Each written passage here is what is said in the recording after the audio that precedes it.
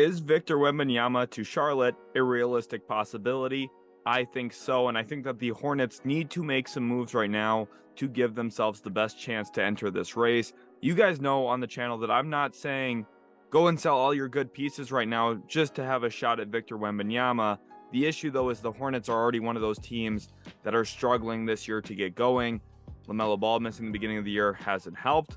But even since he's come back, this team just does not string together wins. At the time I'm recording, they're 6-15. Probably not a good sign when you have 2.5 times as many losses as you have wins. They're 9 games back of 500 already, and we're not even into December yet. Probably not the biggest positive for this team. Victor Wembanyama would be a player that would change this franchise. He certainly would. Even Scoot Henderson would help this team. Obviously, it would be a little quirky next to LaMelo Ball, but they need to prioritize the draft this year. They really do, and I hope Michael Jordan understands that as well. So let's get into some potential trades for this team. If you guys do enjoy this video, make sure to leave a like and also subscribe to the channel. These trades are going to go in order from least likely to what I think is most likely. I've got 4 of the trades here today for you that I think are pretty decent offers that I think are worth talking about. The first one here is the Dallas Mavericks, who I think are going to be calling a ton of teams around the league trying to upgrade this roster, and it's going to be a tough task for them to do that. For Dallas, they're not going to want to give up any first-round picks because they want to stockpile those in pursuit of adding a star player next to Luka Doncic at some point. So they're going to try super hard to shop 2 or 3 second-round picks and a younger player like Josh Green, who I do think has a future in this league. The offer that they're going to send to Charlotte here is for Terry Rozier. It's Davis Bertans, Josh Green, and 2 second-round picks down the road. Again, this offer is not very strong, and this is the least likely offer in the video to get accepted, in my opinion. So I think Charlotte's going to say, hey, look, we think Terry Rozier could realistically net us at least closer seconds to right now, or maybe some first-round picks, at least one of them, is kind of what they're hoping for, especially taking in a player like Davis Bertans here. His contract is a net negative. The Hornets would not want to absorb that. Now, the final year of that deal is, I think, $5 million guaranteed. So it's not a super big long-term guarantee, but it's more than you would like if you're Charlotte. So again, this deal I don't think is very likely. I think this would solve a lot of Dallas's issue. Terry Rozier is a good player, really good player, to be honest. He's capable of doing a lot of different things for you. This year, I believe he's scoring around 21 points a game. For Dallas, that'd probably come down to about 17, 18 points a game. But he's a good defender, knows how to use his body well. For someone as small as he is out on the perimeter, he's definitely pesky and can get into the passing lanes, and also does a really good job at picking people's pockets occasionally. I think he's a nice on-ball defender. I think he's a smart player who knows how to play winning basketball. We've seen him do it for Boston in the past. He would be a huge addition for Dallas. He really would. I think he would solve a good amount of the perimeter issues and concerns with this team. He knows how to play off guard and on ball, which would be positive for them as well. Can use him when Luka's off the floor, but also would still be efficient with Luka playing alongside of him. But I just don't think they have enough for Charlotte here unless they're willing to roll out one of those future first-round picks. They still owe that 2023 first to the New York Knicks right now, so it's hard to say, hey, give up a 2025 first, because it limits their flexibility trading in 2024 or 2026 first, which just kind of complicates their long-term picture, their long-term plan. So if I had to guess, Dallas is not going to end up with a player like Terry Rozier. Could they come out and offer something similar here for Gordon Hayward, give up a little bit more salary cap filler in here? Potentially. I just don't think that solves enough for Dallas either, though. With Hayward's injury history and kind of where he's at age-wise, I don't think that they would look to do that either. So it's hard for me to see a deal between Charlotte and Dallas, but if there was a deal to be done, it would look something along the lines of this. Maybe an extra second-round pick in here, but like I said, I don't think Dallas has enough to get a deal done. So that brings us into our next package here, and it's one with the Chicago Bulls. And this is my fun one in this video. This is one that, again, probably not very realistic, not the most likely outcome, but I wouldn't rule it out completely either. Lonzo Ball is ruled out until January at least, and it's not even a definite January that he's going to come back off of an injury he sustained last season. And when he sustained it, it sounded like it was going to be a no big deal, little surgery. Of course, knee surgery is always pretty serious if you ask me, but in terms of NBA knee surgeries, it was not supposed to be some big complicated procedure. And since then, he's missed basically an entire calendar year of basketball. So, does raise some concerns here. For the Bulls, they're going to turn Lonzo Ball into Terry Rozier. They get a little bit older. Maybe the upside, the size isn't there with Rozier, but he's healthy. He's available, and he's a good contributor. They also get JT Thor here, who is a former early second-round pick. Hasn't really caught on in the NBA with Charlotte. Part of the reason why he's here gives a little bit more money flexibility to Charlotte in this deal, and also opens up a roster spot that we're going to talk about here in a second. For the Hornets, what are they getting? Well, they're getting that 2026 second-round pick for Rozier. You're going from a healthy player to a non-healthy player, so there's going to be a little bit of that compensation. I think a good example to think about back in the day was when Isaiah Thomas failed his physical with the Cleveland Cavaliers when he was getting traded from Boston. The Celtics added an additional second-round pick into that deal, and the deal was finalized. That's kind of the point of this second-rounder here.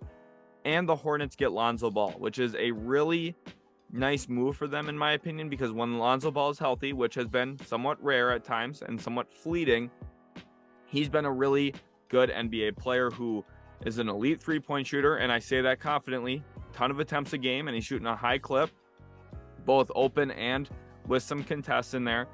He's really revitalized his game. He's someone who has made a ton of adjustments to be a good NBA player. He's someone who, he's labeled as a point guard. He's more of a playmaking wing. Honestly, with the way that he plays a lot of his time off the basketball other than transition opportunities, which is why he's such a good fit next to his brother, LaMelo Ball, which is what makes this so fun. And with JT Thor going off the roster, we do have an extra roster space here for Charlotte to maybe go pick up LiAngelo. I know LeVar Ball's smiling somewhere.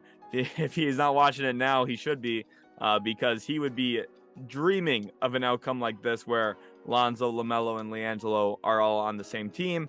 And with the Hornets tanking this year, this gives them an opportunity to maybe make that move still for a top pick. You make a trade, you trade one of your better players now, you get a younger player in Lonzo Ball, who maybe when he's healthy is a better player than Rozier. That's not a guarantee, but I think the two of them are at least similar.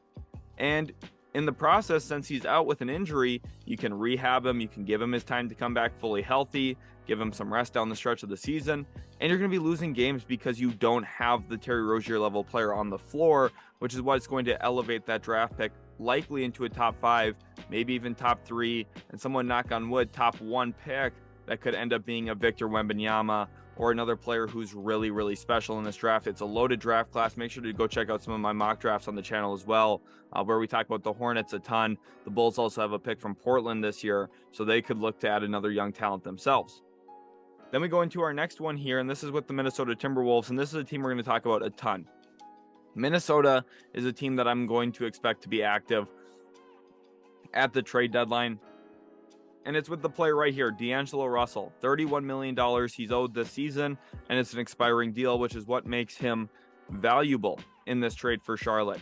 You make this move, you open up a ton, and I mean a ton, of free agency cap space while LaMelo Ball is still on his rookie deal. D'Angelo Russell might not even play for the Hornets. He might play a little bit this year if they were to trade for him, but the idea is he's not coming back next season. We're getting 2 second-round picks here if you're Charlotte. And yes, it costs you Kelly Oubre, who's expiring, and it costs you Terry Rozier.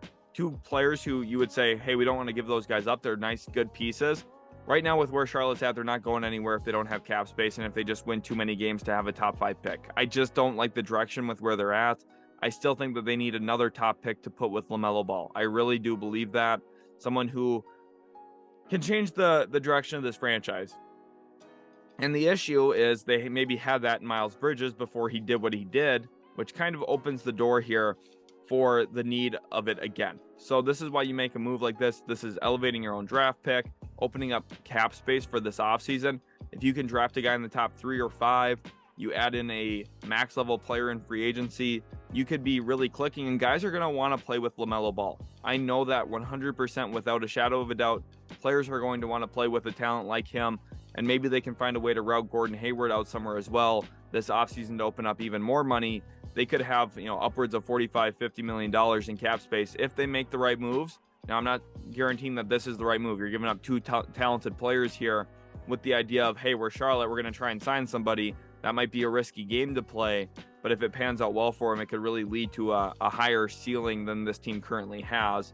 And then we go into our next one here, This is the most realistic trade in the video for me. One that I do think makes a lot of sense. There could also be a third team included in this, maybe a team like Atlanta, where we would see Phoenix probably getting Terry Rozier and really looking to upgrade their backup point guard spot. Now, I'm sure Rozier wouldn't be super thrilled about that.